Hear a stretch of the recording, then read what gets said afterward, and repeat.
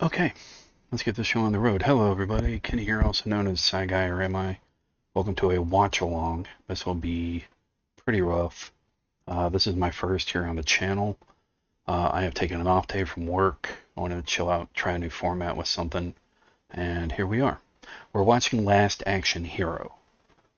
This is a 90s movie. It was one of my favorite growing up. It bombed at the box office, sadly, because it came out like I think a week later or a week before um, Jurassic Park, which obviously, boom, blew everything out of theaters. 900 million, I think it made, while Last Action Hero made 130, give or take. But the advertising on this was insane. One factoid that I learned was that they actually had an advertisement for this movie that went into space or something like that. It was all over the place.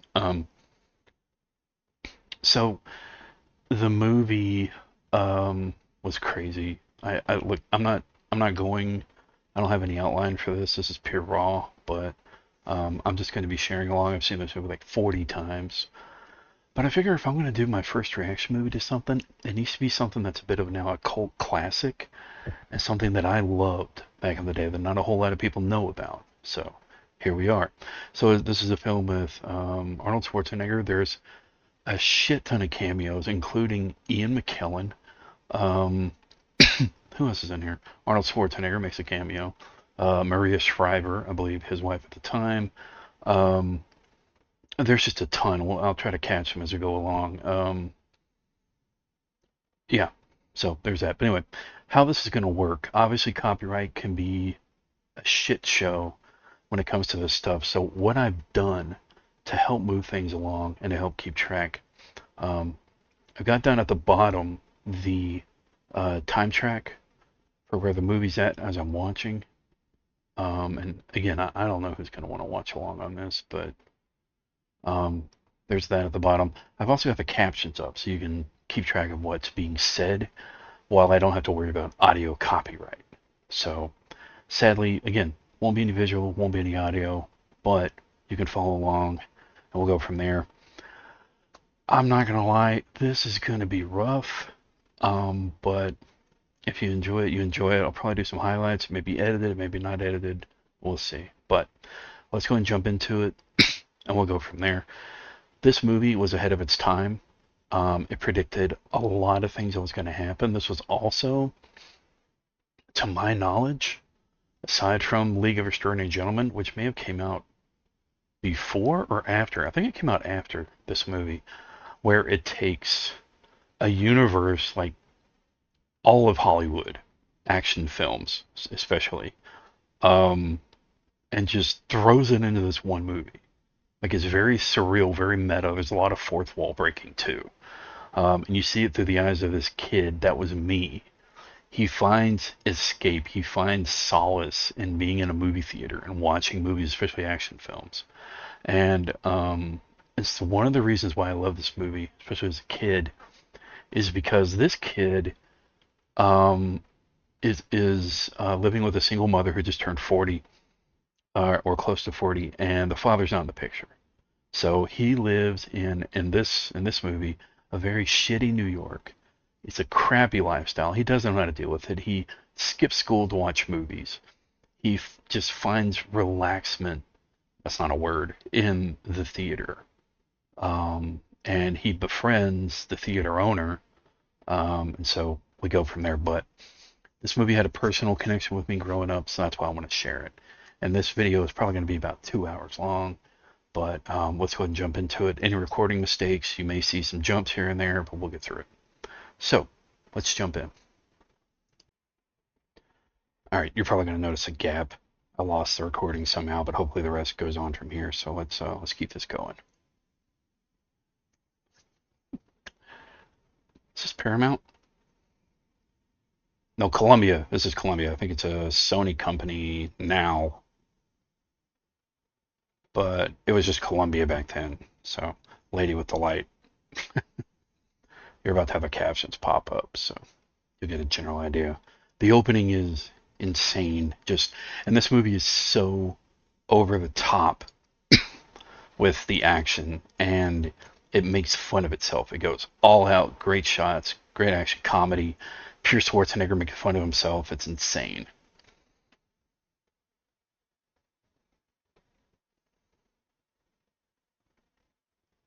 All the cop cars. It's ridiculous. Police mobile unit. There's some cameos here in the beginning that I remember. Tina Turner's the mayor. There's the lieutenant governor, but I don't know who that is. There's obviously Schwarzenegger. There's the chief of police.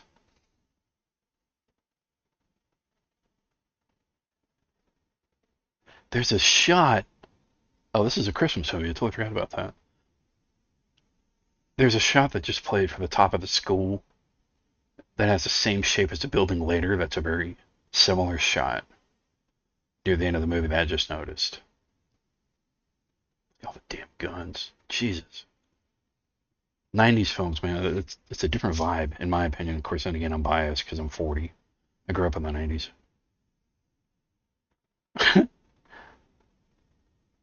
And the crazy part is this movie is PG-13.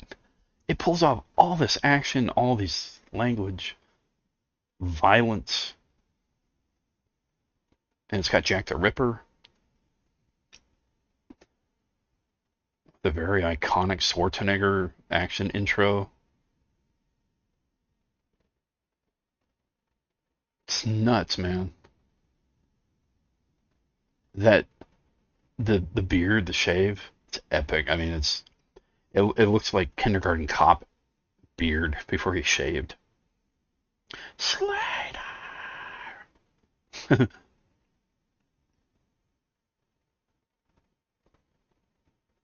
Also, I apologize for how I look. I'm a little rough right now. It was a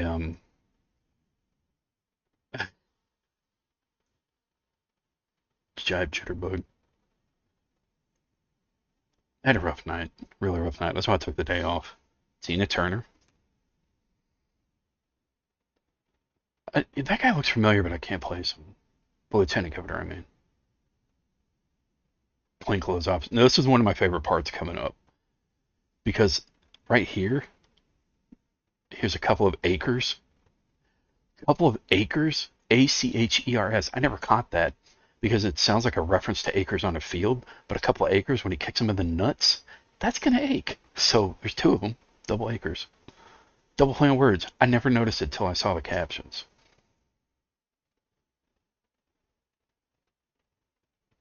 He kicks down the door.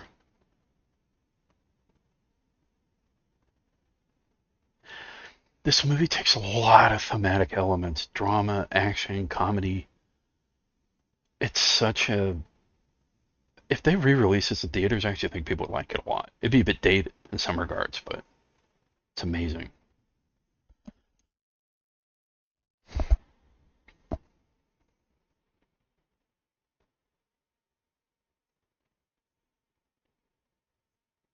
This guy, as Jack the Ripper, I like him. It's great. Now, there's... God, cop cars, jeez.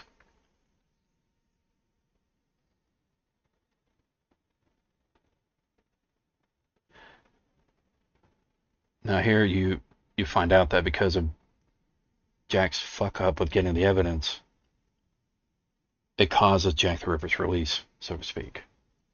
And he only got 10 years for whatever he did.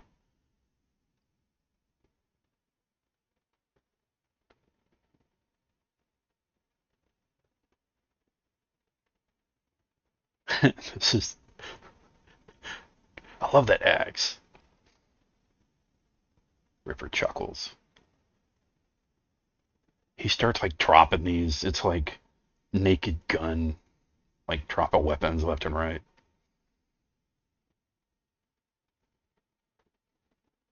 Jack Slater would be kind of a niche look if he did a holiday or Halloween outfit. Jacket, the boots, the jeans, the buckle. It's very Western, but also very urban. Chop chop with the axe. Okay, this blew my mind. Grenade with a bunch of kids.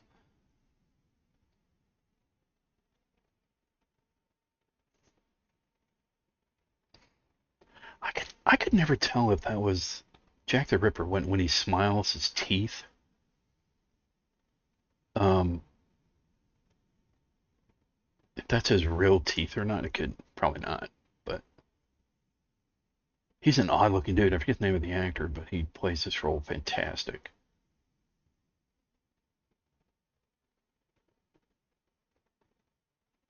Another grenade scene. The cinematography too is crazy. The Real Rejects, that's actually kind of inspired me. The Real Rejects did a commentary on this, and mm, they talked about how this would probably be one of Michael Bay's favorite movies. That shot, it's very Matrix reminiscent. That's just me. And the film goes bad. Danny's sitting in the theater watching the movie. I liked this kid as an actor. He's a good actor. I vibed with him at the time. Also, I just realized that comment I made about the niche costume from Halloween. I think I actually heard that on the Real Rejects. I think it was the Real Rejects. Anyway, it was a good point. I guess it stuck with me. Look at this theater. Restrooms pointing that way. This older guy, Nick. I know the actor. I should have looked him up, but I didn't. Nick obviously lives in the theater. Big fan of Houdini. And this projector coming up. You're not really going to see these nowadays. They're old school with the reels. And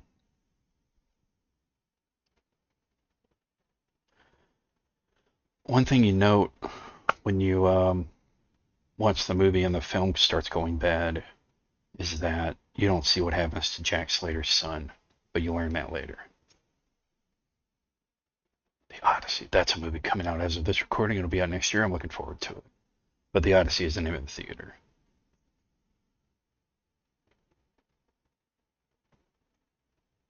And you've got this kid with Nick, this older guy.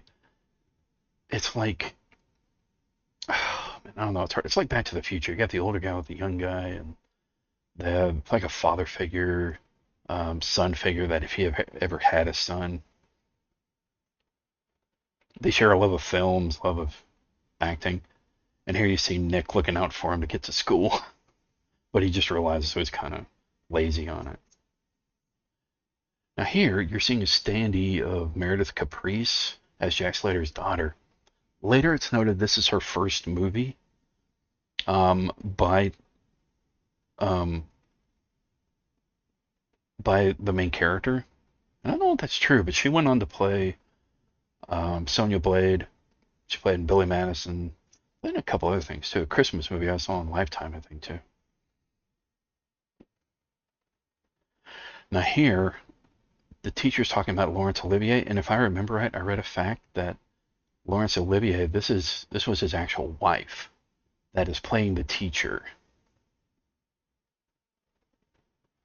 So she states first action hero. She's kind of linking, I guess, Laurence Olivier, the first action hero, to Arnold Schwarzenegger, the last action hero, which I don't know, might maybe not be. She also played in another movie.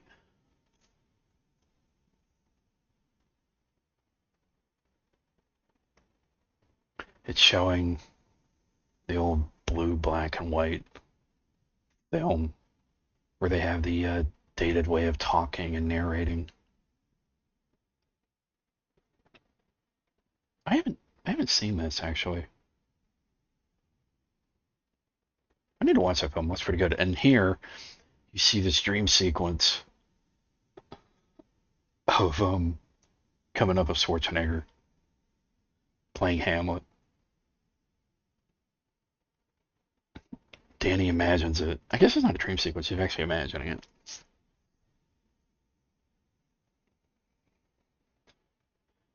Oh, the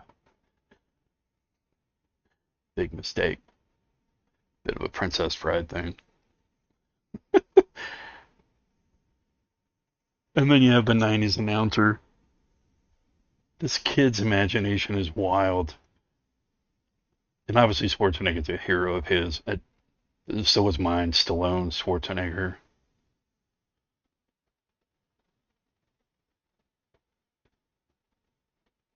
Kurt Russell, too. I was a big fan. Jeff Bridges. And the puns. Or not to be. Not to be. I love it. The graphics, they're so 90s and cringe. The explosion works into a Looney Tunes commercial. Wile E. Coyote, super genius. It's got the dial TV too with the. And now his mom, who's a member of the PTA, is having to lie to the principal about him being absent.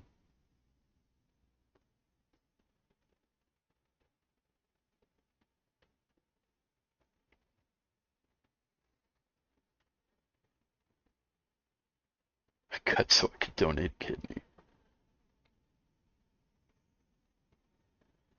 This kid is so lost, and he's just needing inspiration or guidance in a world that he can't click and understand with, you know? He knows what it is. He knows what the world is that he lives in, but he can't find anything to click with it. He can't find any inspiration, and I've been there.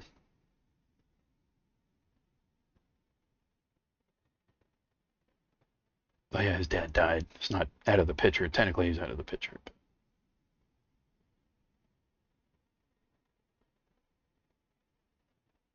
it's a very touching scene between him and his mom. You see the reality.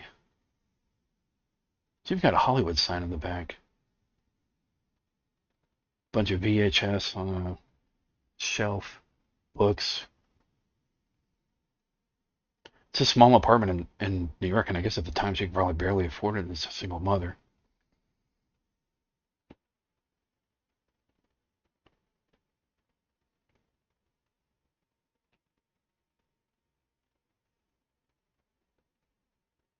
He consumes media. He's always listening to, watching TV, listening to the radio, needing to watch a movie. He just turned off Arsenio Hall. But you can tell it. He craves it. It's what. And for me as a kid, it was like that. Video games, movies, TV shows, books. I guess I relate to this kid more than I thought. Because everything I went through as a kid. We won't get into that here. But I click with the character.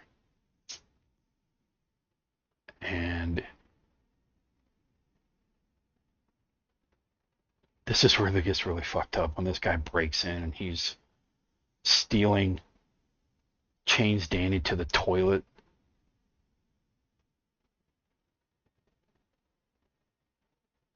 I don't recognize the actor that plays the thief, though.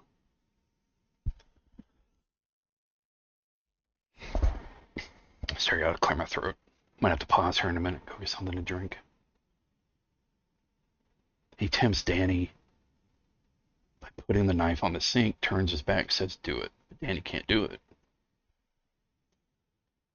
Which is a statement, because as much as Danny loves action movies, he's still just a kid, you know?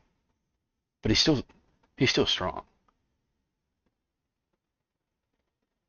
Throws the key in the toilet. Now Danny's at the police station. There's a couple of things to note here. He's talking to a black cop that's very calm, kind of lazy in his job a bit. He's looking out for the kids somewhat. Danny's sitting at the desk. It's a very generic cop station. But later, you get to a cop station that's very, very elaborate, very dramatic, very Hollywood. And now he's running late for the screening of Slater 4. And of course, here we get to see Nick kind of live out a dream of his, because he's about to lose the theater. So you see Nick dressed up as a as a ticket person. I don't remember what the name of the Usher, I think. I don't know. It's been a while. He puts on the little hat.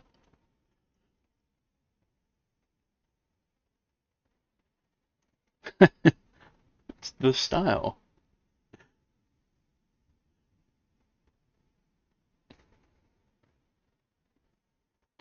I always found that interesting. Like, do you have to have big hands to be a magician?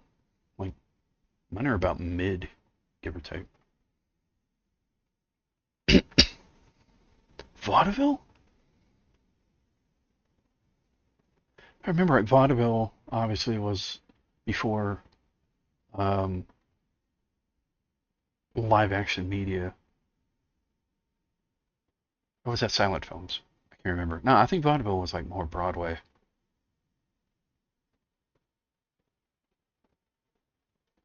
Now here's the thing. Coming up, there is going to be spoilers ahead of time, and for that I apologize. But like I said, I've seen this. Nick is talking about he's about to reveal the ticket. And there's a ticket. He said it's a ticket.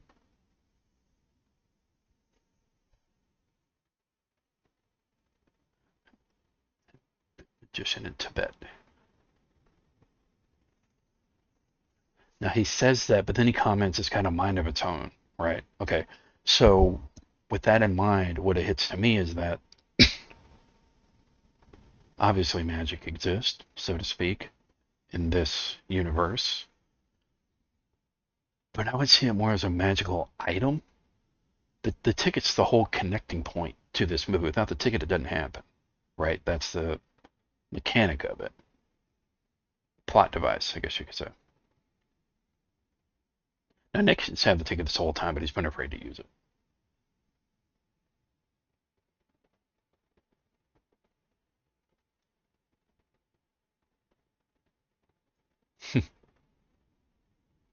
And this is where he knows it has a mind of its own.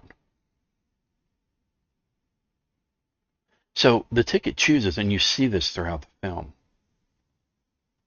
It seems like to only work at pivotal points, which is the movie noting itself, because it's like it's only going to work when it's going to be scripted to work, right? It's like identifying itself, basically.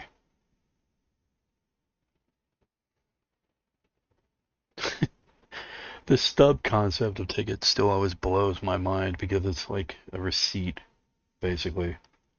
Especially in theaters to mark that you are allowed to be here. You have a ticket. And this theater house is huge.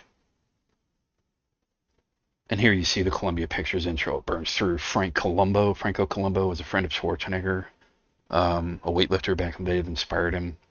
Schwarzenegger. There is Introducing Meredith Caprice, which again, I need to look that up. See if this was her actual first movie. Maybe big screen movie. Murray Josephson. Not entirely sure who that is. This movie had a pretty killer soundtrack too. AC/DC and a few other albums. Oh, the AC/DC song was on Radio Top 10 for like 10 weeks, I think.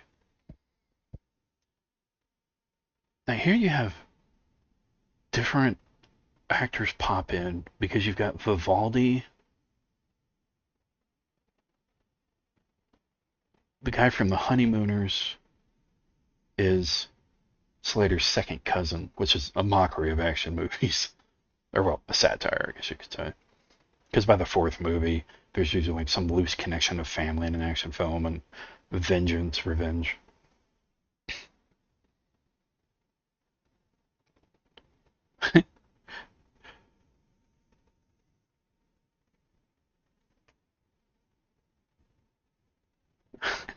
He's playing it up. He's fooling his second cousin. Muzzle velocities, guns. And here enter Tyrion Lannister. I believe. I forget the first name, but it's to play Lannister from Game of Thrones. Actor's name is Dance, and he's got a bullseye for an eye, so a bit of a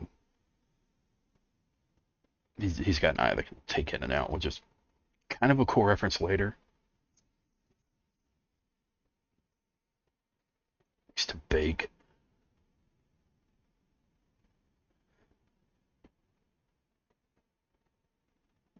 Pie, you Sicilian smuck. Kind of racist a bit. But this is 90s. Like, you can't. And I'm not like saying like the current generations are so snowflake and so touchy, but some of the censoring nowadays, in some regards, is like you can't make certain jokes and whatnot. You still can to some degree, but there was a higher degree of freedom back in the 90s.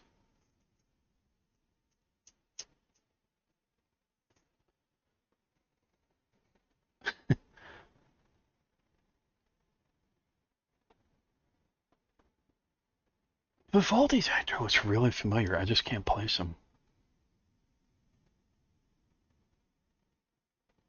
I'll have to look him up later, if I remember.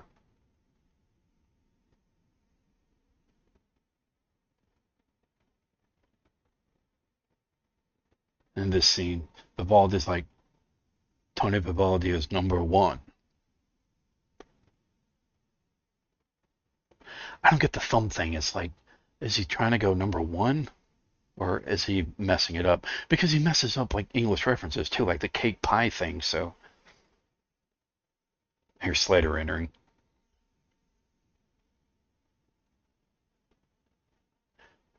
One of the cops looks familiar too. You see young actors before they got some sort of start.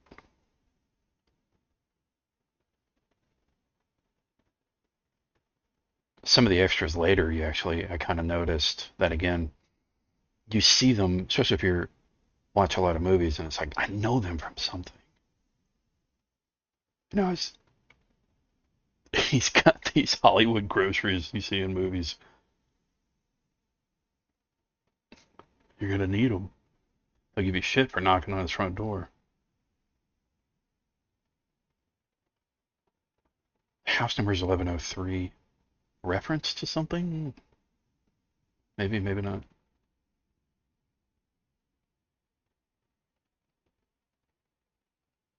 About to kick it in, and he just opens it.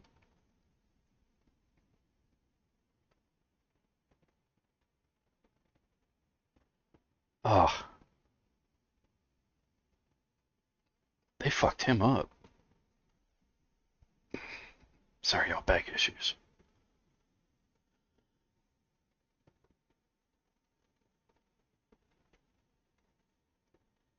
Nope, it's fake news. And my cousin dies with "I'm out of here." It's a great death. It's a great actor too. Now, one grim note is that this was his last movie, from what I read. So his last words on screen were, "I'm out of here," for that actor. It's also to note they were originally going to get the bad guy from Die Hard, the first Die Hard, to play um, Dance's character. My memory is failing me.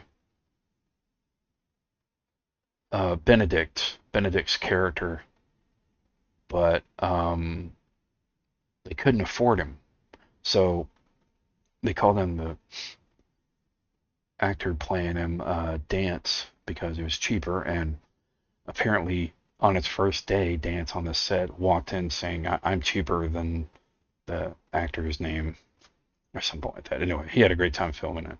He made fun of it. Bit of a Lethal Weapon thing here. Cobb in the tree. Dude has left to retirement, and then you cue in the Lethal Weapon sax. Lethal Weapon, you've never seen the movies, they got these like saxophone. And now Big Gun is playing. You got this cliche truckload of lackeys with guns going after him. Of course, Slater's. They're chasing Slater. You see this great thing where they shoot the car to turn it around, and then they drive around it as it's spinning. Great shot. One of the henchmen in this truck is actually pretty recognizable.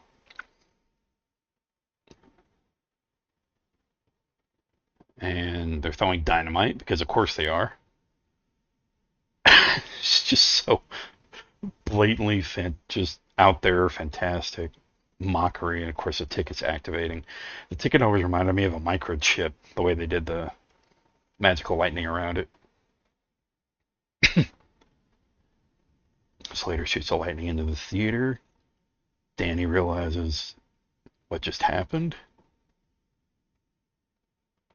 Nick? And he's starting to panic. Like, should put it out, but nope, Court Popcorn doesn't put it out, and he runs, and boom! And then we end up in the back of Slater's car. I love this shot, too. Like, you see the Beverly Hills trees going by, the palm trees. I think it's Beverly Hills. Encino, maybe? I'm Danny Madigan, I'm a kid. Later, it's like, how did you get in the back of my car? It's like, I fell off a walk path.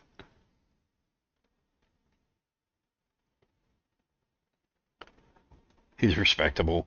He says, sir, here, when he first meets him, and he says, sir, later. And to my knowledge, you never hear Danny say the word sir very often.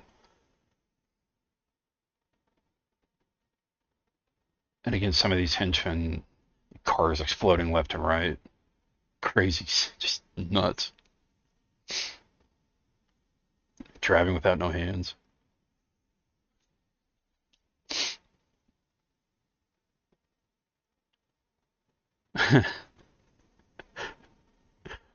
Guy lands in an ice cream truck. Ice cream truck explodes. Impaled on the back of a head by a henchman with an ice cream cone. The one-liners, especially in this movie, are amazing. Yep. Now here's a question, and I don't know if they ever address this, but can the characters actually hear the music that's playing, like, while they're in the, in the cinematic universe? Texaco truck, wild turn, threads the needle through a wall in the truck to get past it, and change the soundtrack. Now, Slater's character is changing the sound in his car with a some sort of media player. I don't recognize the media format. Like a disc, some sort, hard disk. I think it was like another format besides cassette tape. Maybe they were competing at the time when cassette tapes were coming on the scene. And then the music changes. And here we're in the waterway that's in T2 for the reference. And of course, you got a van coming down the slideway, chasing after him. You see these crazy changes of scenery throughout the chase. And then he uses, I think that's a Chevrolet. It's a Chevrolet convertible at some point, of some type. And it lands on a Coca-Cola truck.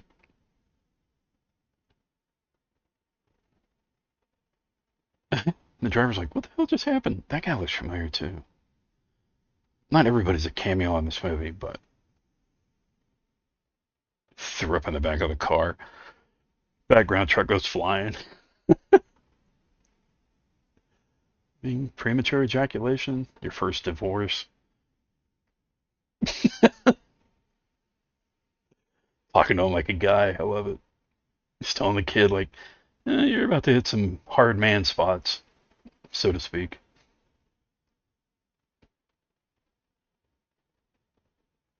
And here, we get into our chicken scene. It's a very tight turn in like this really narrow space, but when you see it in the next scene, it's a little wider. Does it suck weenie or what? So, the movie's rated PG-13. And they acknowledge that later, And it's actually a really, really funny acknowledgement. You got that doom doom doom doom, and the chicken sound effect. Dun, dun, dun, dun, dun.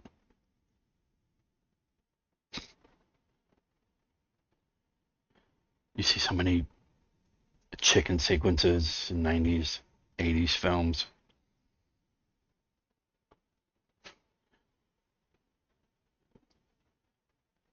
Danny's holding onto the seat. There's no top to this car. It's pure open convertible. I don't even think it has a top. If it does, he never uses it. And they're facing down a Ford truck of some sort. Classic model. One of the guys on the back goes flying. Truck catches on fire for some unknown reason. They land in this weird model shoot with a bunch of female butt shots. They were playing to their audience. They knew what they were doing.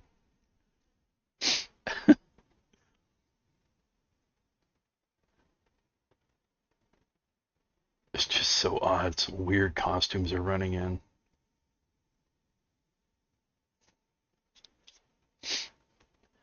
Lights a dynamite with a cigar and throws it into the canister where one of the henchmen landed. And then, boom. It's crazy. Now here we enter the police department I mentioned earlier. The LAPD. Very stylish. Even got valet parking. Los Angeles Police valet parking. And here you see some cameos coming up. You've got Sharon Stone from Basic Instinct. You've got the guy from T2 who makes an appearance. You've got different other appearances too that I don't really recognize. But things are out of the, like, every cop, female cop is really attractive. It's no regular looking people except for the bums and criminals. He's just lifting Danny like a cat.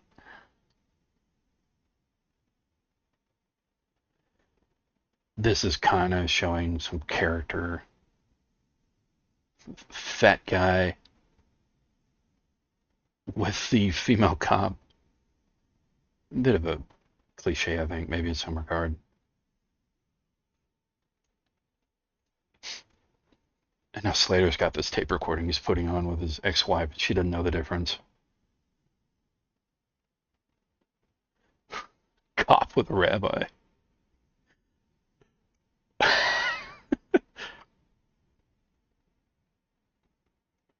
Yeah. It's like the wife has no idea.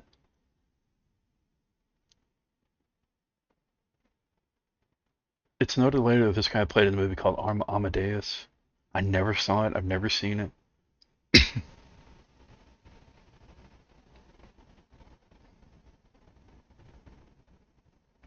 That Carnegie Hall joke always stuck with me. How do you get to Carnegie Hall? Practice.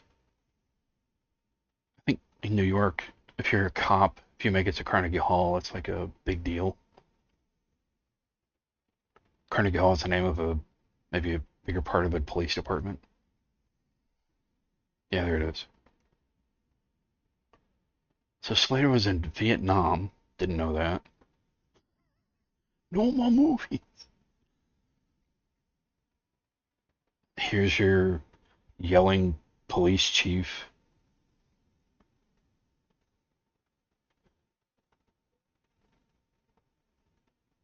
Stunt you pull on the beach. What it is, what it ain't, and what it will be.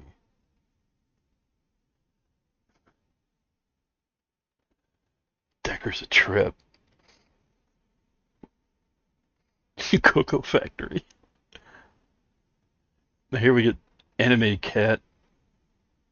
Very hands-on. Voiced by Danny DeVito. God. And of course, animated cat's just a regular cop to everybody. Makes you wonder what he mentions he's back on duty from being suspended for a month for the animated cat, and it's like, you wonder, what did the cat do? But he just squeezed a female cop's butt saying, hey, toots. Harassment, maybe?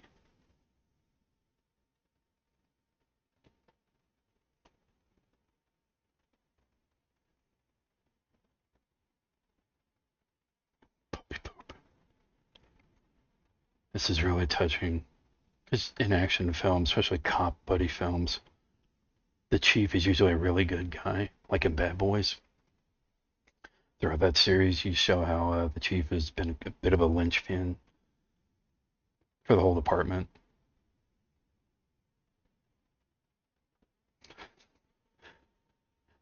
First Jack Slater. You told your father?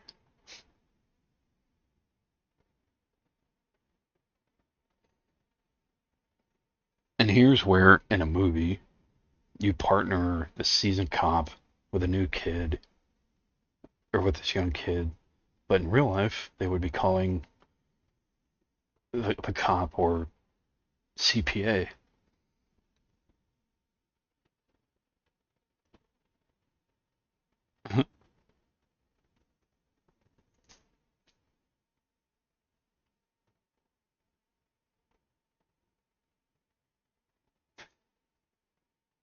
And of course, this kid has got all this knowledge because he's seen all the movies.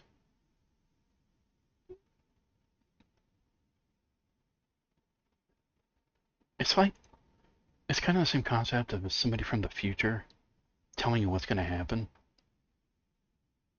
But as they're telling you, it changes things. Now we're exiting the police department.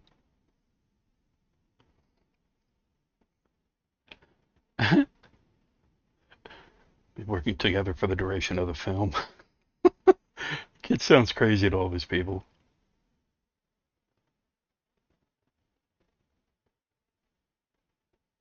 Truth. You see these weird cop costumes, reminds me of Dredd, Judge Dredd.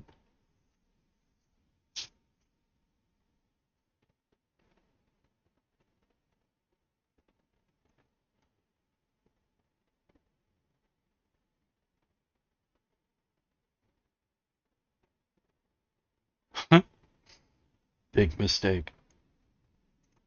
Okay, so I want to pause here, and I'm going to go ahead and make this a single part. Um, my mouth's getting dry, my back's hurting me, so I got to get up, walk around, and rest a bit.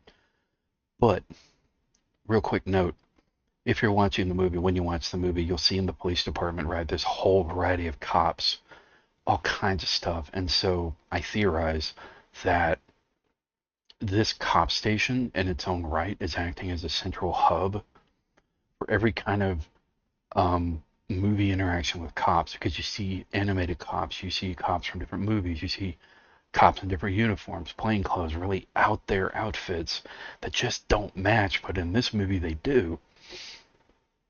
So it's like they're saying these cops go out to situations that match how they're dressed up or how they are, who they are. Um, so it's not just like these weird cops going out to interact with like basic action movie shots, but they're based in their own action film, and I hope that makes sense because I just noticed that, and to me it makes a weird sense. So anyway, here we're gonna exit with Schwarzenegger or Slater and Danny. Uh, they're about to get in the car, go off, and then there's actually a really cool scene coming up. But if you're watching, I appreciate you hanging out with me this long. I don't want to do a whole thing on this because it'll tire me out. I'll lose energy near the end, and I don't want to do that. So thanks for watching. Stay safe, stay sane. Remember, you're awesome. Never let the world tell you otherwise. And I'll see you in part 2. And hopefully, as of this recording, I'll have it up soon because I got to do editing. So I also hope you have been okay with the format. And if you've made it to the end, fantastic. I appreciate you for watching. And again, I apologize for the way I look. This is a bit of last minute.